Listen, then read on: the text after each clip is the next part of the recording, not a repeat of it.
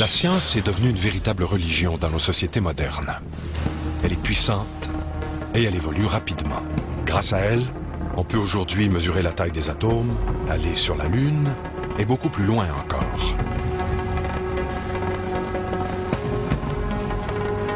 Grâce aux découvertes scientifiques, nous pouvons aujourd'hui refaire le corps humain, le modeler à notre goût, mais il reste un mystère que la science n'a toujours pas élucidé, celui de la mort.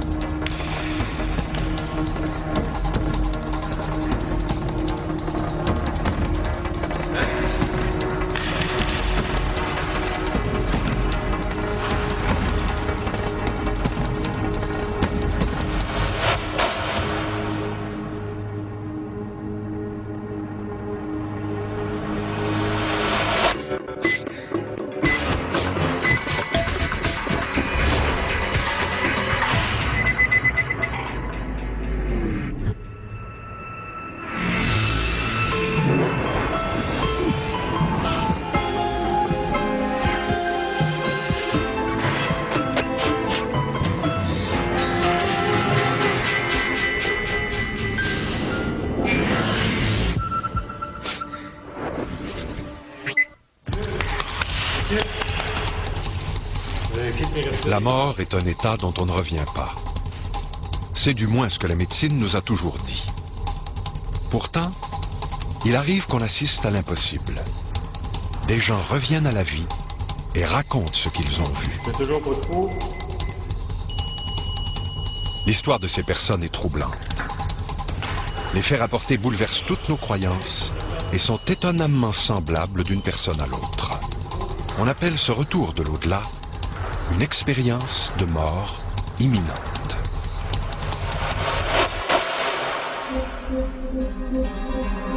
Je suis mort à l'âge de 20 ans, il y a 32 ans de ça. Et la mort a changé ma vie. Lorsque je me suis retrouvé devant ces 12 êtres de lumière-là, c'était pas des gens de la famille, c'était pas des personnes que je connais, il y avait comme une certaine familiarité ou une reconnaissance. C'était pas une personne, c'était plus une énergie, une lumière. Je pouvais pas définir des visages comme tels ou une forme humaine. C'était comme une fenêtre qui s'ouvrait, j'ai rencontré ces gens-là, mais je retournais sur la terre, c'était correct, c'était comme une porte qui s'ouvre, je l'ai franchie. Autour de 28 ans, j'ai été très malade et je me suis retrouvée dans mon lit, inconsciente. Et dans cette inconscience, j'entendais tout et je voyais tout ce qui se faisait. Quand je suis partie dans cet espace noir, c'est vrai qu'au début, c'est très étroit. C'est comme un tunnel, au fond. Mais très vite, le tunnel devient très large, puis on a comme une vue d'ensemble. Moi, je dis la Terre, mais on est comme au-dessus de tout ça. Alors, ça s'élargit, et puis, plus on avance, plus on voit cette lumière au fond, là. La mort, c'est la vie, pour moi. Avec ce que j'ai vécu, je peux le confirmer.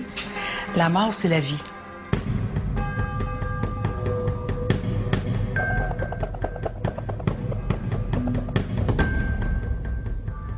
Au 19e siècle, la mort d'une personne était déterminée par l'absence de respiration et par l'arrêt des pulsations cardiaques.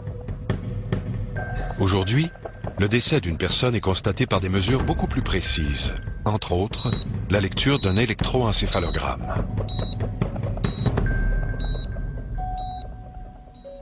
La mort, du point de vue médical et scientifique, se traduit principalement par l'arrêt de la circulation sanguine. Lorsque le cœur arrête de battre, après ça, la respiration cesse, l'activité cérébrale cesse. Et lorsqu'on a tous ces critères, on peut parler de mort clinique. Lorsque le cœur d'une personne arrête de battre, ça ne prend qu'une seconde pour que le sang cesse de circuler dans les veines. Après 6 secondes et demie, le manque d'oxygène stoppe toute activité cérébrale. 15 secondes après, l'activité électrique du cerveau cesse complètement. La personne entre alors dans une phase critique et il faut entreprendre la procédure de réanimation de toute urgence. Massage. Atropine, 2 times 5 minutes. Adrenaline, 5 minutes. Dans notre société, la mort est tabou. C'est un sujet que la majorité des gens préfèrent ne pas aborder. L'idée de la mort est à ce point insupportable que certaines personnes prennent tous les moyens pour se donner l'illusion de ne pas vieillir. Mais on a beau dire, on a beau faire, la mort finit toujours par nous rattraper. La mort, on peut la considérer comme l'élément qui oriente l'ensemble de notre vie, parce qu'à partir du moment où on est conscient de la réalité de la mort comme être humain, à partir du moment où les cultures en ont été conscientes, c'est là qu'elles se sont mises à créer, à résister justement à ce pouvoir-là dissolvant de la mort et à créer des institutions, à procréer. Nos enfants, c'est une forme de résistance contre la mort. Donc la mort, ce n'est pas que la fin de la vie, c'est ce qui conditionne la vie et fait en sorte qu'on crée de la vie. Defibrillate, get him ready. 200 joules. Ready? Clear? On a peur de la mort parce que c'est le plus grand des mystères pour un être humain.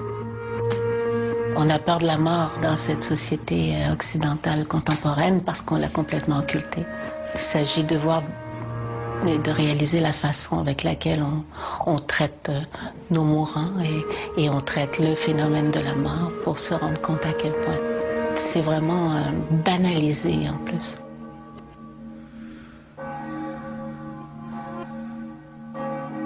Dans la vie après la mort, je ne sais pas ce qu'il y a après. Je ne peux pas dire non plus que s'il n'y avait rien, j'en serais découragée. Je crois que certaines personnes en sont d'abord persuadées qu'il y a quelque chose après cette vie. Les gens non seulement en ont le besoin, mais en ont la certitude pour certaines personnes. Pour d'autres, la vie fut à ce point nourrissante que s'il n'y avait rien, ce n'est pas grave. Donc, l'anxiété du mourant ne serait pas forcément basée sur l'absence de croyance, mais beaucoup plus sur la satisfaction de sa vie. En 1975, Raymond Moody, médecin et docteur en philosophie, écrit un livre qui fait beaucoup de bruit, La vie après la vie. Ce livre aborde un phénomène troublant, l'expérience de mort imminente.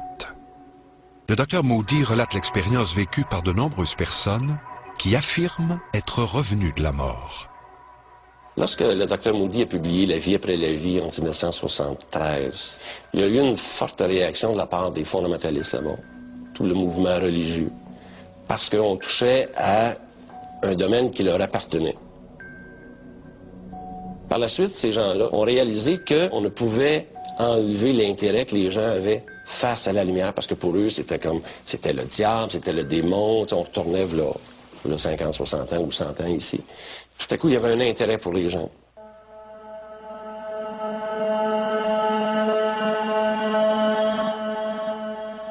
Je ne crois pas à la vie après la mort.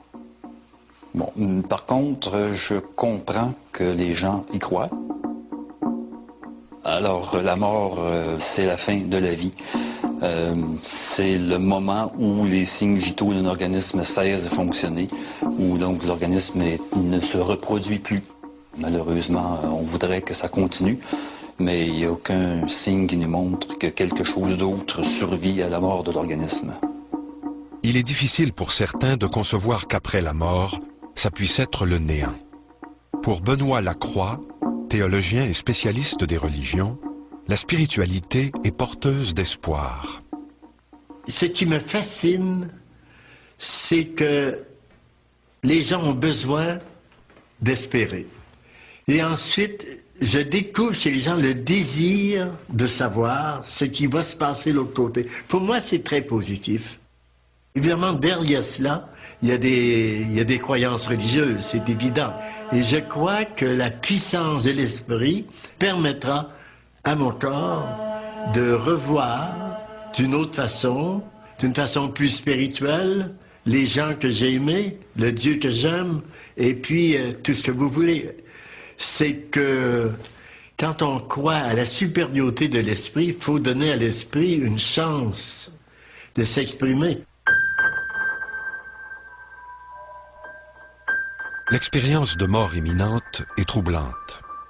Les personnes qui la vivent sont transformées à jamais. De plus, l'expérience de mort imminente bouleverse nos valeurs et la conception que l'on se fait de la mort et de la vie. Comment vit-on la mort d'un être cher? Les gens espèrent que ce n'est pas fini. Je crois que les gens expriment dans leur désir de revoir, de parler l'autre, de lui parler, de le retrouver. Ils expriment quelque chose de fondamental dans l'être humain. Nous sommes faits pour l'invisible, pour l'au-delà. L'esprit, c'est l'au-delà de ce que je peux saisir avec mes mains, avec mes gestes. L'esprit, c'est quelque chose qui existe, parce que s'il n'y avait pas d'esprit, on ne pourra pas se rencontrer. J'ai le pouvoir de penser, j'ai le pouvoir de vouloir, j'ai le pouvoir d'imaginer, j'ai le pouvoir de la mémoire. Et chaque personne est là, on est d'une richesse absolue.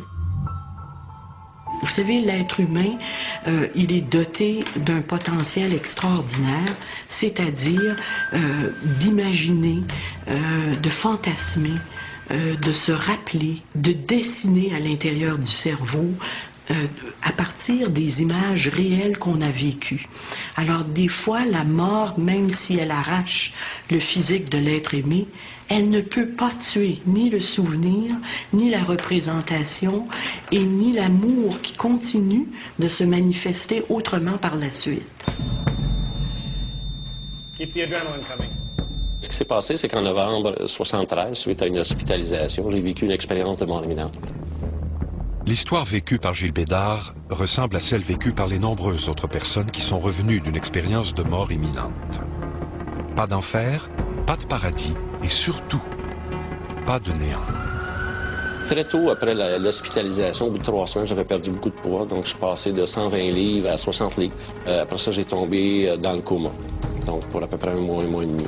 Et à ce moment-là, par la gravité de la maladie que j'avais, à ce moment-là, ils ont dit à mes parents que j'avais une chance sur 1000 de sortir vivant de cette expérience-là. C'était en 85. Je suis partie avec mon mari de l'époque et mes 2 enfants qui étaient jeunes en Italie. Quand je suis revenue, quelques jours plus tard, j'ai commencé à être étrangement malade avec des fièvres. Et au bout de 3 ou 4 jours, on m'a rentrée d'urgence à l'hôpital. Et le 24 juillet, justement, j'ai fait une expérience de mort imminente. Je suis partie, je suis revenue. J'ai dû être hospitalisée pour des pierres au foie. Alors, ils ont enlevé la vésicule biliaire. Et c'est là, à l'opération, qu'il y a eu des complications. Dans cette inconscience, j'entendais tout et je voyais tout ce qui se faisait.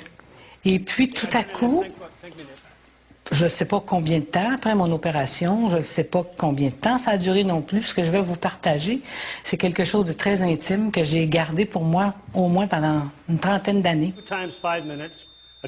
Alors, ce qui s'est passé, c'est que rapidement, je me suis retrouvée hors de mon corps, du côté gauche de la pièce, dans la chambre où j'étais. Et je regardais tout le monde qui était autour de moi. J'avais pas de peine. J'étais vraiment dégagée de ça. Ça me faisait absolument rien. J'avais aucun sentiment qui était dans mon esprit. Okay, let's do it again. Everybody clear. Donc, au cours de la nuit, le médecin est venu pour m'ausculter. On m'a retourné sur le dos. Et puis, on avait dit à mes parents que c'était une question de secondes. Donc, lorsqu'on m'a basculé sur le dos, tout à coup, j'ai senti toute l'énergie se diriger vers mon plexus solaire. Puis, je me souviens d'avoir regardé au plafond la grosse lumière qui était allumée. Et tout à coup, c'est comme si les murs ont disparu. Et je me suis retrouvé tout à coup sorti de mon corps, dans le coin arrière de la chambre. Et je me voyais moi, dans le lit. J'ai observé la scène. Et j'étais comme dans le coin supérieur, en arrière de moi.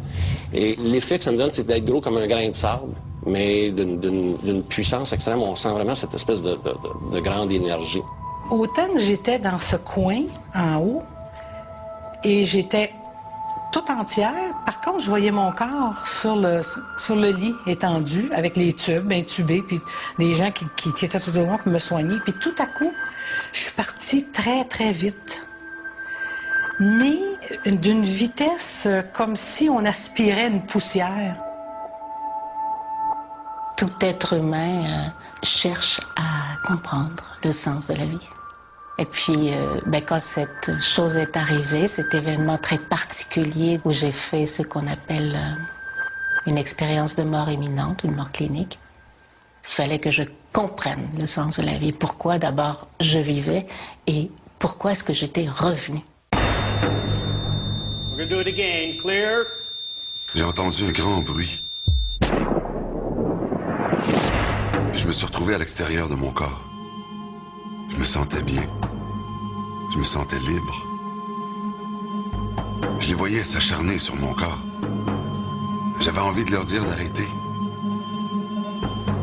Mettre fin aux manœuvres de réanimation est une décision difficile à prendre pour un médecin. D'autant plus qu'aujourd'hui, les nombreux cas d'expérience de mort imminente répertoriés sèment un doute dans la tête de ceux qui travaillent auprès des malades. No, stop.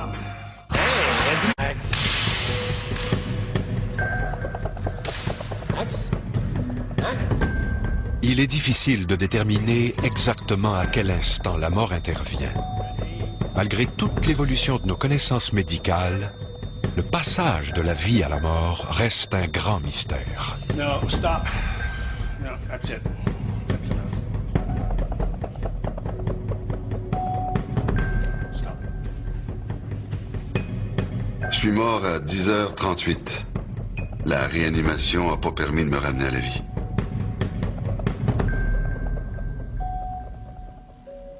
Selon la croyance populaire, il faut faire attention à ce que l'on dit en présence d'une personne qui vient de décéder.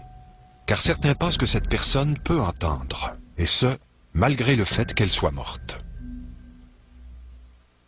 J'ai déjà eu des témoignages de gens qui disaient avoir eu des expériences hors corps, sous anesthésie, etc. Par exemple, dans un cours que j'ai eu, j'ai un professeur qui m'a raconté une expérience hors corps qui s'est déroulée pendant une chirurgie majeure, sous anesthésie générale. Et ce professeur nous racontait comment, pendant sa chirurgie, il se voyait lui-même en train de se faire opérer.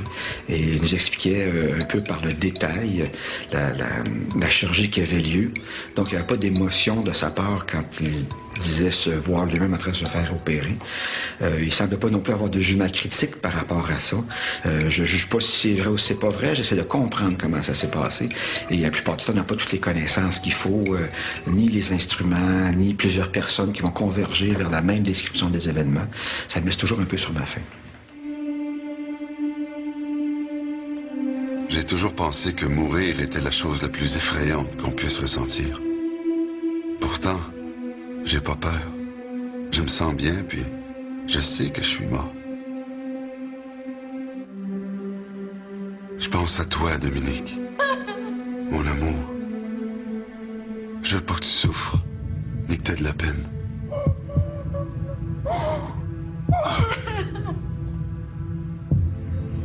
Les expériences hors corps peuvent être produites, à mon avis, par un ensemble de conditions, comme la privation de sommeil, un stress important, la prise de drogue ou la dose importante de médicaments ou même d'alimentation. Et la combinaison d'une ou de plusieurs de ces conditions-là peut faire en sorte qu'une personne peut être plus portée à interpréter un événement qui vient de se produire d'une façon qui n'est pas convergente avec ce que la science connaît. C'est complexe, mais il y a actuellement d'énormes progrès faits par des gens assez sérieux, pas des gens farfelus, mais des gens qui travaillent en physique, en neurochimie notamment.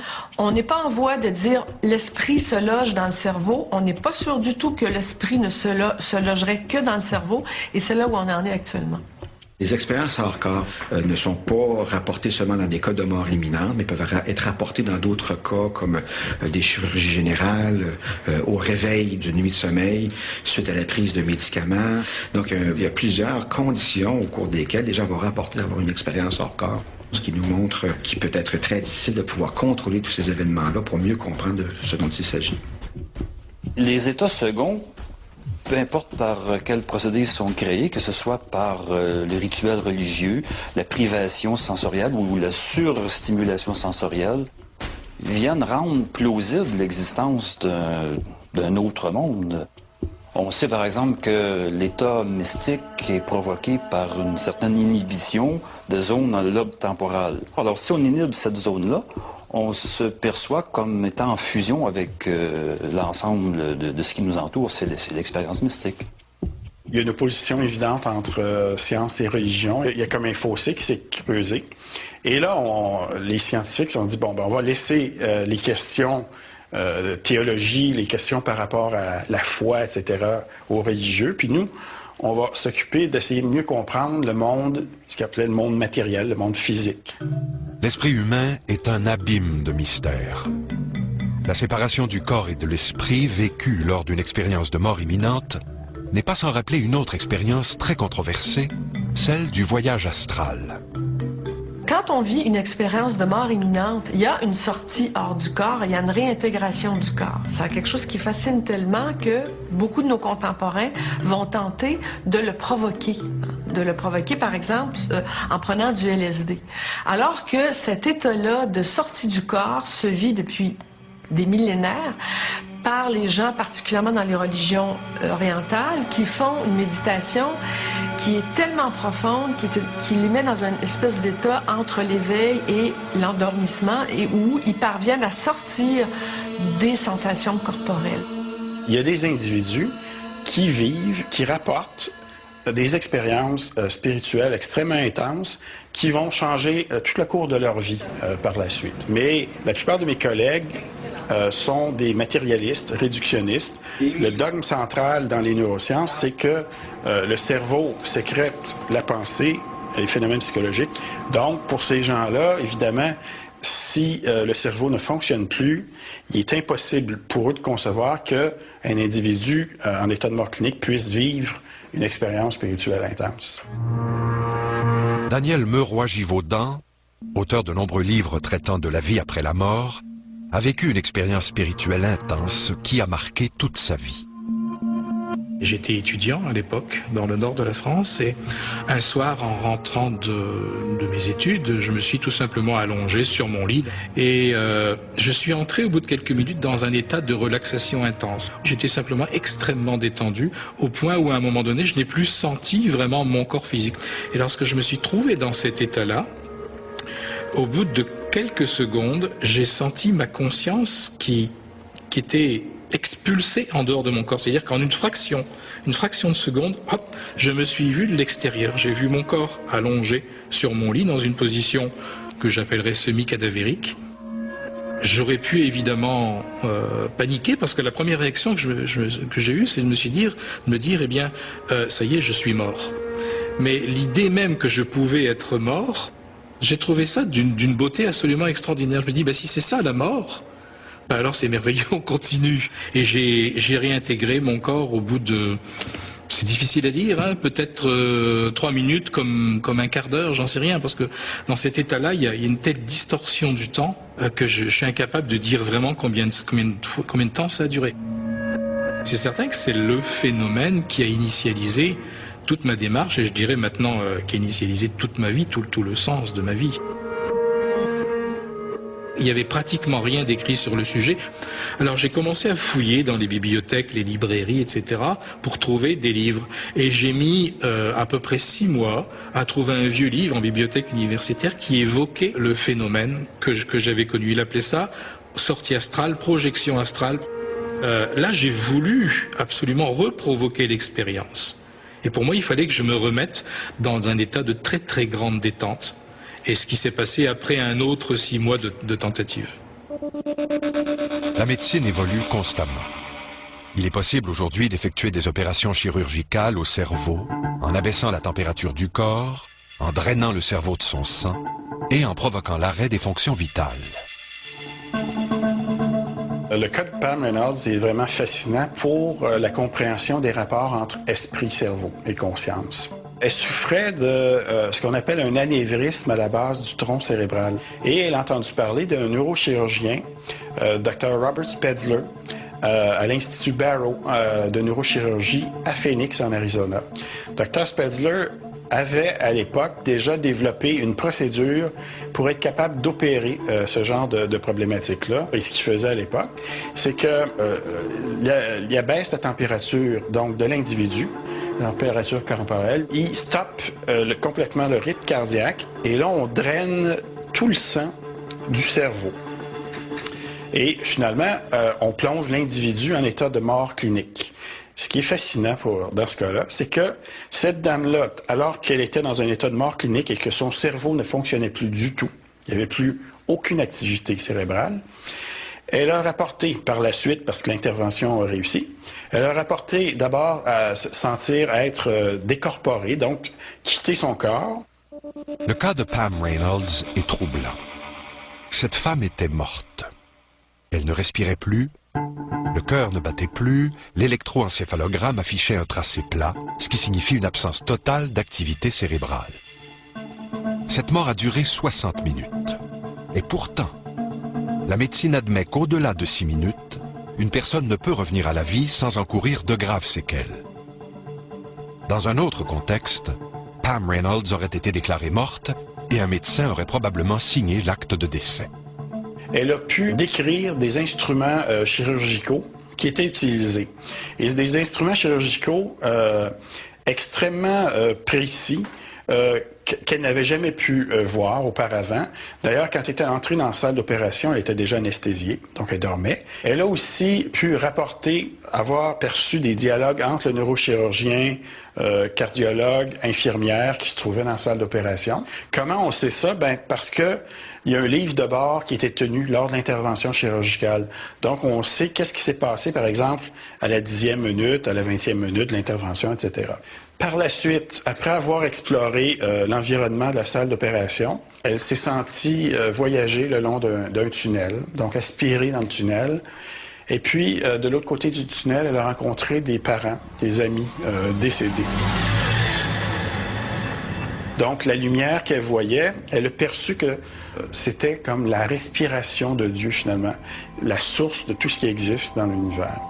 Et ça l'a transformé sa vie complètement. Le médecin annonce ma mort, mais je me sens tellement bien que j'ai des doutes. Est-ce que je suis réellement mort? Les cas de personnes qui reviennent à la vie suite à une mort clinique sont de plus en plus nombreux. Et ils posent des questions fondamentales au corps médical.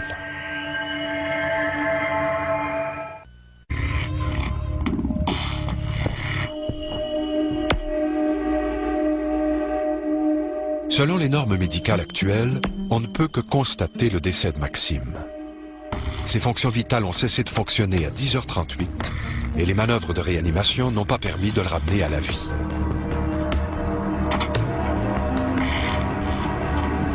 Je sens partout autour de moi une présence. Je ne sais pas de qui il s'agit. Peut-être que c'est un ange. Mon ange gardien. L'imagerie du paradis à la fin de la vie s'est déplacée pour être le paradis à l'intérieur de nos vies. On assiste depuis le début du 20e siècle à une définition de la vie qui est très particulière, qui définit la vie sur la durée de l'existence, c'est-à-dire entre la date de la naissance et la date de la mort, les deux dates qu'on retrouve sur les pierres tombales.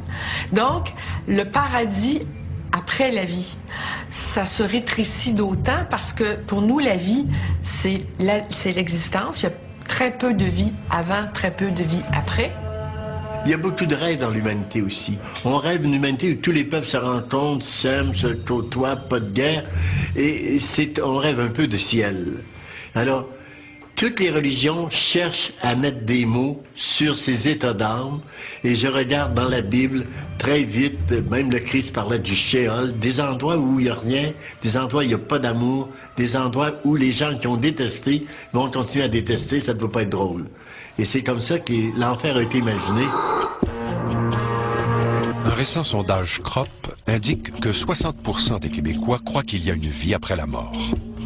Aux États-Unis, plus de 13 millions d'Américains affirment avoir vécu une expérience de mort imminente. Les témoignages de ces personnes sont étonnamment similaires, et ceci sans égard à la culture ou aux croyances religieuses. Je me sentais petite, comme un point, puis toute là à la fois. Puis je voyais autour de moi une noirceur, puis une clarté en même temps. C'était vraiment étrange. Et tout à coup, au fond, tout à fait loin là-bas, une lumière. Je dis une lumière, mais On peut pas appeler ça une lumière. C'était un rayon, c'était quelque chose de beau que des mots humains peuvent pas décrire. Et cette lumière m'attirait de plus en plus, mais ça allait tellement vite. Puis j'étais correcte, je partais. Je me suis retrouvé dans une espèce d'immense salle. Face à moi, il y avait 12 êtres de lumière. Et en arrière, il y avait un immense soleil lumineux, mais pas aveuglant. C'était spécial. Et surtout, ce qui m'a frappé à ce moment-là, c'est que c'était comme une lumière qui était consciente. C'est comme si c'était quelqu'un où je ne peux pas vraiment identifier. C'est pas comme une personne comme nous on la conçoit. Et puis à ce moment-là, j'étais étonné. Puis j'ai dit qu'est-ce qui se passe, qu'est-ce qui arrive. Et là, on me dit à ce moment-là, ben tu meurs pas, tu retournes sur la terre, tu as des choses à faire. La vision d'un tunnel sombre avec une lumière au bout est rapportée par de nombreuses personnes ayant vécu une expérience de mort imminente. Plusieurs hypothèses ont été avancées afin d'expliquer cette vision. Pour Carl Sagan, un scientifique américain, le tunnel serait en fait la reviviscence de la naissance. Car effectivement, le nouveau-né traverse ce qui s'apparente à un tunnel. Et au bout, il y a la lumière et des gens pour l'accueillir. Ce que j'ai entendu de l'autre côté, au départ, bon, il y avait ce silence-là, il y avait cette résonance-là vibrante. C'était pas comme les musiques qu'on peut entendre de palmarès qui sont très, très mélodieuses. C'était beaucoup plus une impression, un feeling, peut-être proche de ce qu'on connaît un peu avec les chants harmoniques tibétains. Mais c'était plus organique que ça. Toujours étant en paix, toujours étant sereine, me posant pas de questions, qu'est-ce que je fais là? J'avançais très rapidement. Et puis je voyais en même temps toute la terre. Je voyais l'étendue comme si j'avais été dans le firmament. Et puis j'avançais très très vite. Une grande majorité de personnes ayant vécu une expérience de mort imminente s'en trouvent transformées. Ces personnes ne voient plus ni la mort, ni la vie de la même façon. Une autre faction des gens qui ont vécu ces expériences de mort imminente est beaucoup moins documentée. Et c'est des gens qui reviennent dans la vie, mais n'ont plus vraiment envie de vivre. Parce que ce qu'ils ont rencontré là était 1000 fois supérieur comme sensation, comme sentiment d'unité avec eux-mêmes, que ce qu'ils vivent dans la vie courante. Lorsque vous avez vécu une expérience de mort imminente, vous êtes guéri, vous êtes tout à fait transformé, c'est instantané comme ça.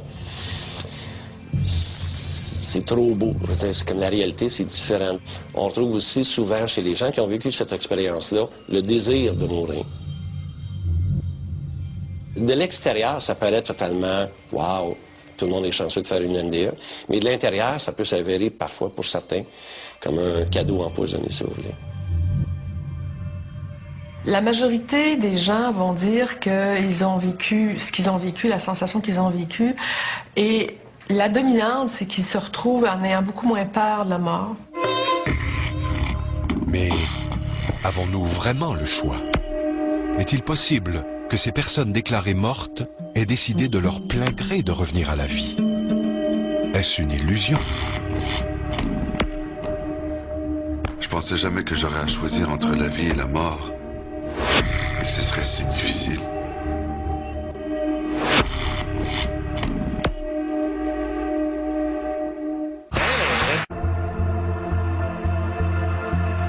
Et si l'expérience de mort imminente n'était qu'une illusion? C'est du moins ce que croient certains chercheurs scientifiques qui expliquent l'expérience de mort imminente par un dernier sursaut du cerveau. Un réflexe cérébral provoqué par une émotion forte, telle que la peur de mourir. Comment ça se fait qu'il y en a qui voient Bouddha, il y en a un autre qui voit Jésus-Christ qui est lui dans les mains, ou des anges? J'ai compris que c'est le cerveau qui interprétait, selon la personne, cette expérience qui, pour moi, n'a pas de mots, pour laquelle on n'a aucune référence.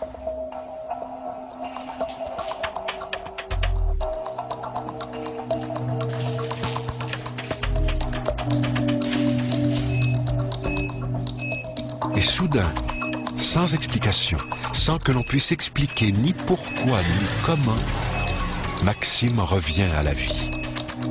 Maxime a vécu une expérience de mort imminente.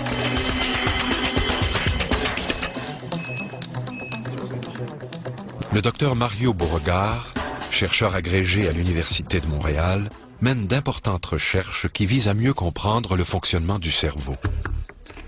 La neurobiologie, finalement, c'est un terme général pour distinguer les différentes branches liées à ce qu'on appelle aussi aujourd'hui les neurosciences. On parle maintenant aussi beaucoup des neurosciences affectives, donc ce qui se passe au niveau du cerveau à différents niveaux, au niveau électrique, chimique, métabolisme, mais en lien avec la question des émotions. Le docteur Mario Beauregard s'est intéressé à l'Unio Mystica, une expérience mystique très intense vécue par des religieuses carmélites qui disent avoir le sentiment d'entrer en contact avec Dieu. On a étudié une quinzaine de carmélites, la plupart qui étaient des contemplatifs, donc qui étaient cloîtrés. Et ce qu'on voulait voir, c'est qu'est-ce qui se passe dans le cerveau de ces carmélites-là lorsqu'ils vivent un état mystique. Donc, l'état mystique, au sens chrétien, là, pour les carmélites, c'est un état ou une impression d'être en état d'union, de communion avec Dieu, selon leur terminologie, au sens vraiment chrétien là, du terme. La recherche de Mario Beauregard a permis d'identifier quelle partie du cerveau est impliquée au moment de l'Unio Mystica. De plus, le docteur Beauregard a remarqué que les carmélites avaient une facilité à se mettre dans un état de félicité. Claudette Cousineau a développé elle aussi un intérêt pour la contemplation suite à son expérience de mort imminente. Si je fais de la contemplation, c'est que, comment dirais-je, c'est un lieu d'intimité avec mon Seigneur. Et non seulement je fais de la contemplation, mais je fais de l'adoration. Et pour moi, c'est une rencontre. C'est dans la contemplation que le Seigneur vient nous parler. Alors le silence, se retrouve quand on se rapproche de lui puis quand on s'éloigne des autres. Alors la contemplation, c'est ça.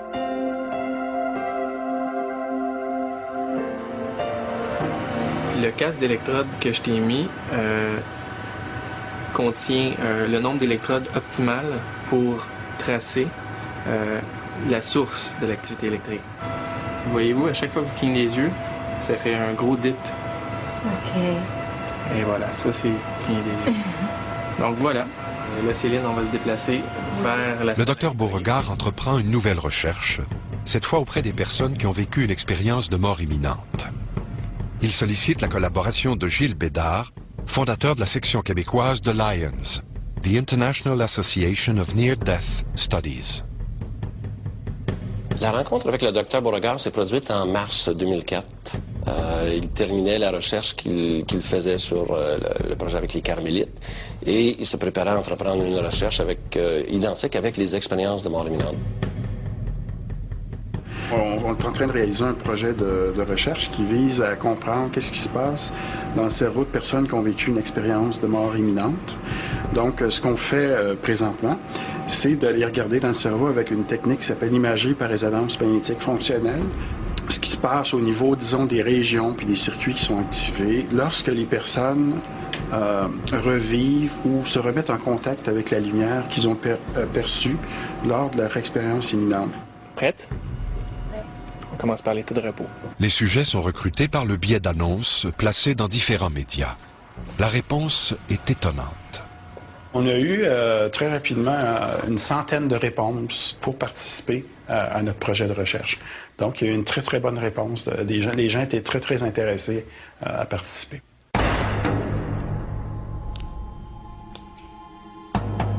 Le retour à la vie est un moment intense de l'expérience de mort imminente. La réintégration du corps physique par le corps éthéré est ressentie telle une secousse. Le corps apparaît soudainement trop petit, exigu. T'es entière, puis t'es comme un point en même temps. Et tu t'en vas, puis tu es détaché, tu n'as pas de pensée, de recul, de dire « Oh, ils vont avoir de la peine ». Mais tout à coup, mes enfants, j'ai dit « Hey, je peux pas partir, mes enfants ». Et c'est instantanément, aussitôt que cette pensée vient, instantanément, on peut pas dire que c'est un recul, mais tu reviens instantanément. Autant tu es attiré vers la lumière, autant tu es attiré vers le retour. Ça se fait instantanément. Quand je suis revenue à moi, il était évident pour moi, sans que j'en ai jamais entendu parler, sans que j'aie lu quoi que ce soit là-dessus, que j'étais morte et que j'étais revenue. Tout le monde aurait eu beau dire « Ben voyons Lise, tu divagues ». Mais non, c'était évident que j'étais morte et que j'étais revenue. Maxime est revenu à la vie.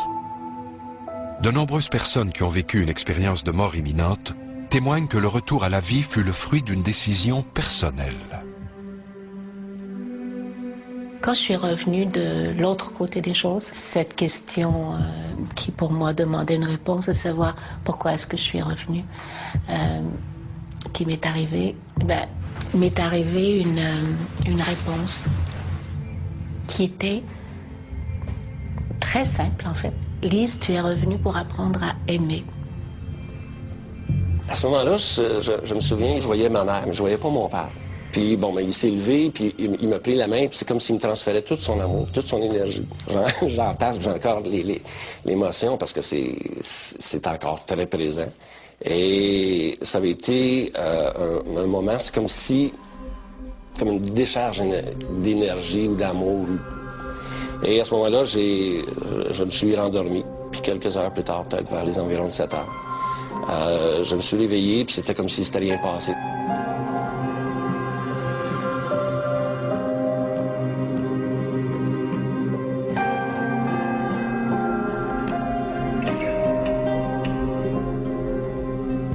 La réaction des gens peut être parfois sceptique, curieux. Il y a un intérêt. Puis à ce moment-là, c'est là qu'on réalise souvent que quelqu'un va nous dire « Ah ben moi aussi, ma grand-mère a vécu ça, ma mère a vécu ça, j'ai un oncle qui a vécu ça, ou des amis. » Mais on n'osait pas en parler pour pas passer pour fou. Et c'est la même chose avec de la part des expérienceurs. Je l'ai révélé quand j'ai suivi un cours d'approche aux mourants, il y a à peu près une dizaine d'années de ça. À l'intérieur de ce cours-là, le professeur demandait s'il y avait des gens qui avaient vécu une sortie du corps. Et il y a quelqu'un qui a raconté son expérience et tout à coup, j'ai raconté la mienne. Revenir de la mort, c'est difficile à concevoir. Je comprends Dominique et Richard de ne pas me croire. Je les comprends de penser que j'ai vécu une hallucination, un rêve. Mais moi, je sais ce que j'ai vécu. Puis à cause de ça, je sais aussi que ma vie sera plus jamais la même. D'abord, l'expression « revenir de la mort », c'est une expression qui est tout à fait impropre parce que, par définition, on n'en revient pas. La plupart des gens qui ont vécu ces expériences-là ne veulent pas en parler parce qu'ils ont peur d'effrayer les autres, de s'aliéner les autres, ou tout simplement parce que c'est quelque chose qui touche les questions liées à la mort. Et quand on touche à la mort dans notre culture, quand on dit le mot mort, les gens s'empressent de dire « Non, non, non, parle-en pas, est-ce que tu es déprimé » ou « Parle-en pas, ça va attirer le malheur ». Bon. Le mot mort est quelque chose qui fait peur et accolé à une personne, qu'il s'agisse de quelqu'un qui revient ou d'une expérience limite ou de quelqu'un qui est malade, c'est un mot qui fait en sorte, ou une réalité qui fait en sorte qu'on a tendance à s'éloigner. Je pense que l'expérience que j'ai vécue et la vie après la mort, c'est une vie totalement différente que ce qu'on connaît ici sur la Terre. C'est une vie que je ne peux pas décrire, mais c'est une vie où tu veux aller. Parce que c'est une vie certaine. Tu t'en vas pas dans un trou, là. C'est une expérience qui n'a rien à voir avec ce qu'on vit ici. Et donc, du coup, on n'a pas les mots pour le dire. On a vraiment l'impression que de toute façon, quoi qu'on dise, on trahit infiniment ce qui est arrivé. Nous nous trouvons, avec ces thèmes-là, à rejoindre toute la culture des grandes religions par rapport au temps, par rapport à l'au-delà, par rapport au visible, par rapport à l'invisible. Alors ça donne beaucoup d'ampleur, disons, à cette réflexion. L'important, c'est de ne pas s'arrêter et d'introduire peut-être un peu de vie éternelle dans notre réflexion.